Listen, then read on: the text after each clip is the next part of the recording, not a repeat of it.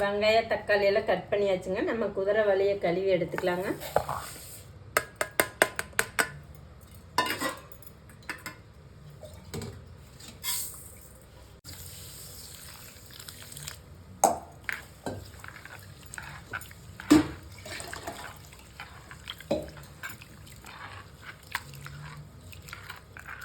கழுவிக்கலாம். பாருங்க, நம்ம அடுப்பு பற்ற வச்சுக்கலாம்.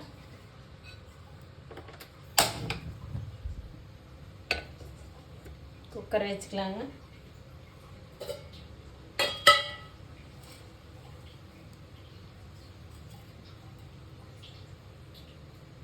குக்கரில் ஒரு 2 ஸ்பூன் ஆயில் ஊற்றிக்கலாங்க.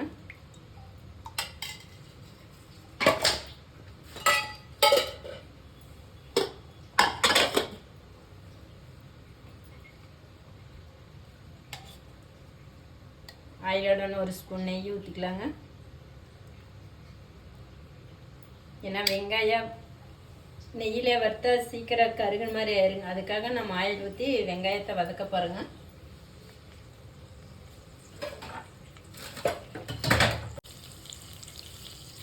எண்ணெய் நெய் காஞ்சிருச்சுங்க. நம்ம ஒரு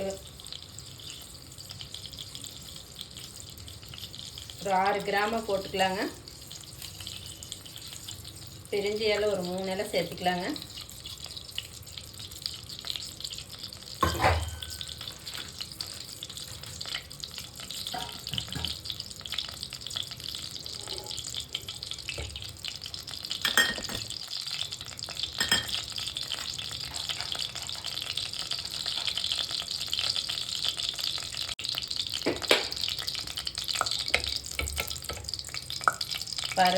கிராம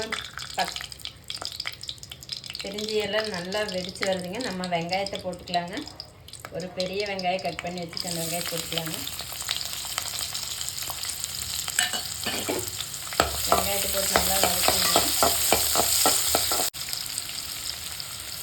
பச்சை மிளகாயை போட்டுக்கலாங்க.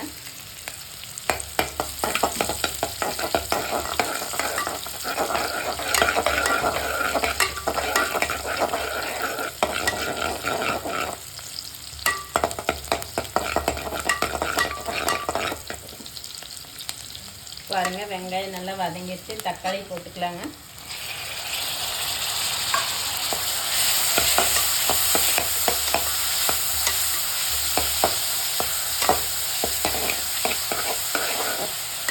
தக்காளி போட்டு நல்லா வதக்கி விடுங்க.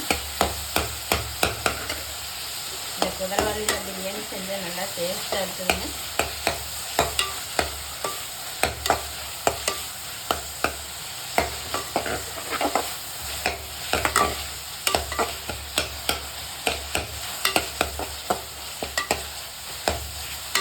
அரிசியில் அதில் சேர்த்து செஞ்சு இது மாதிரி செஞ்சு பாருங்கள். குதிரைவாலியில் நல்லாயிருக்கு.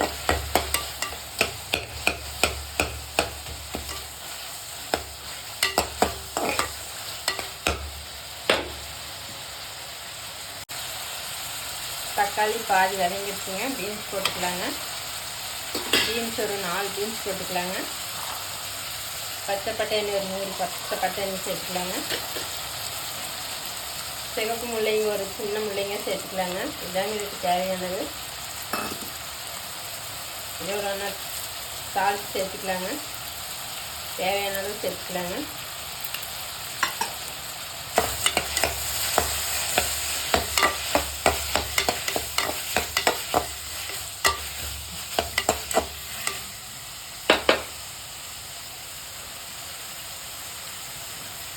மஞ்சத்தூள் கொஞ்சமாக இப்படி அளவு சேர்த்துக்கலாங்க.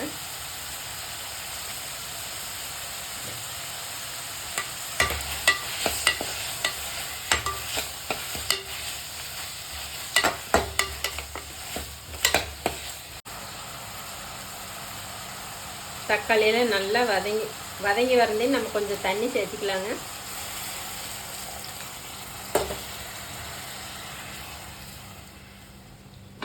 அப்படியே சும்மா 3 விசில் வராதுங்க. சும்மா மட்டும் மூடி வச்சிடலாங்க.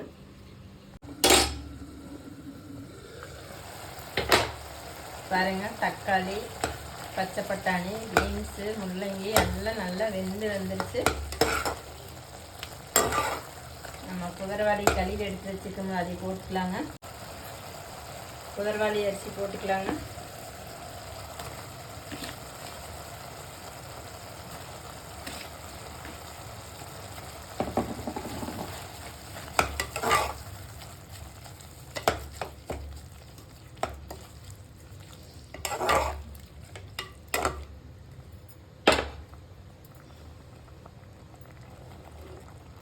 பாருங்க, தண்ணி சேர்த்திக்கலாங்க.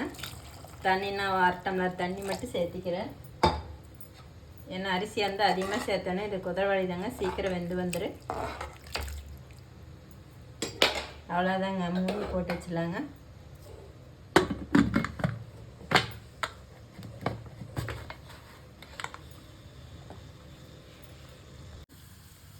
நான் 2 விசில் தான் விட்டுருக்குது, எப்படி இருக்குன்னு பார்க்கலாங்க. விசிலை தூக்கிட்டுக்கலாங்க.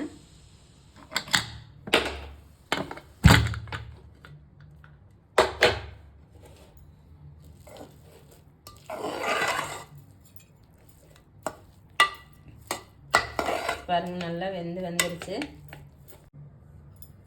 பிரியாணி ரெடி ஆயிடுச்சுங்க. ஒரு எலுமிச்சம்பழம் பாதி புளிஞ்சு ஊற்றிக்கலாங்க. பாருங்கள், பார்க்குறக்கே சூப்பராக இருக்குது. நீங்களே இது மாதிரி செஞ்சு பாருங்கள். செஞ்சு பார்த்துட்டு கமெண்ட் பண்ணுங்கள், லைக் பண்ணுங்கள், ஷேர் பண்ணுங்கள். நன்றி.